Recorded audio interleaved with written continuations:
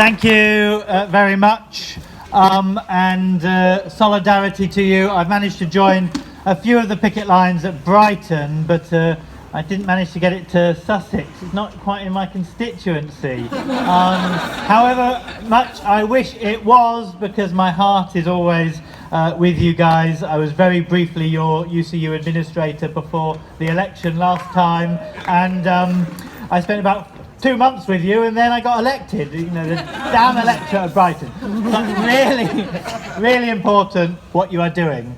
This is a long struggle. And it is so unfortunate when Adam Tickell at Sussex took over, after many years of having an awful Vice-Chancellor, many of us thought, an awful Vice-Chancellor that sold off all of estates and facilities to a private company that doesn't allow the union in, etc., all the rubbish that we know happened under that, you know, setting dogs on students during the linguistics closures when they were shutting down departments. Awful Vice-Chancellor, Michael. We thought Adam might be a little bit better. The problem is, Adam didn't seem to get the memo. Yeah. So look, maybe if we shout a bit louder and if we're a bit clearer, that we didn't want them to introduce more marketisation, more casualisation of contracts. The point was that they were meant to reverse it. The same with Deborah at Brighton. You know, you thought, okay, new Vice-Chancellor, instead what did she do? Shut down the campus in Hastings, push for further casualisation of contracts across campuses, and then send out emails and her management to students saying, oh, don't worry, please cross the picket line. That is not what we expect. So I think that is very clear, the message, and it's very disappointing, of course. The Brighton Student Union, in a previous life, I wrote the legal briefing for student unions on how they can support political activity. So if your student union students ever say you can't support political activity, come to me and I'll give you that legal briefing. And it was adopted by NUS and the National Campaign Against Fees and Cuts, and we can work there. So you can see that I have maybe a background in some of these areas. But it is very important you keep pushing, and I hope that we get a Labour government in 10 days' time. And what will a Labour government do for you? Well, a Labour government will introduce national bargaining in all workplaces. A Labour government will make it illegal for bosses to undercut that national agreement in any workplace. A Labour government will insist that all workplaces have actual concrete plans to shut the gender pay gap and to shut the BAME pay gap. We will make it law.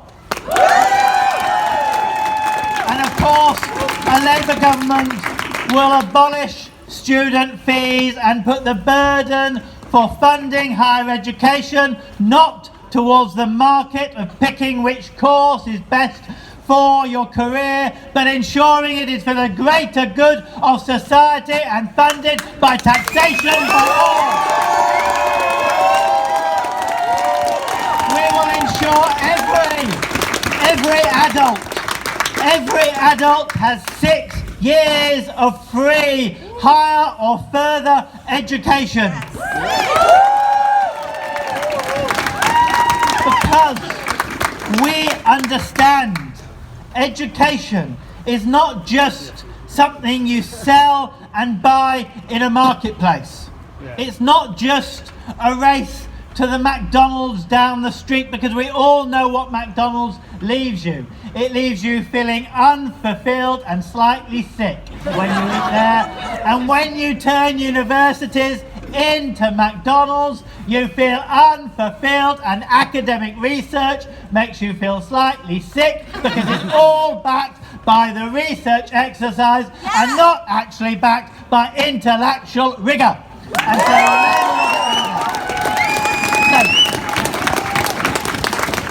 I don't need to tell you, but on the 12th, use your vote wisely.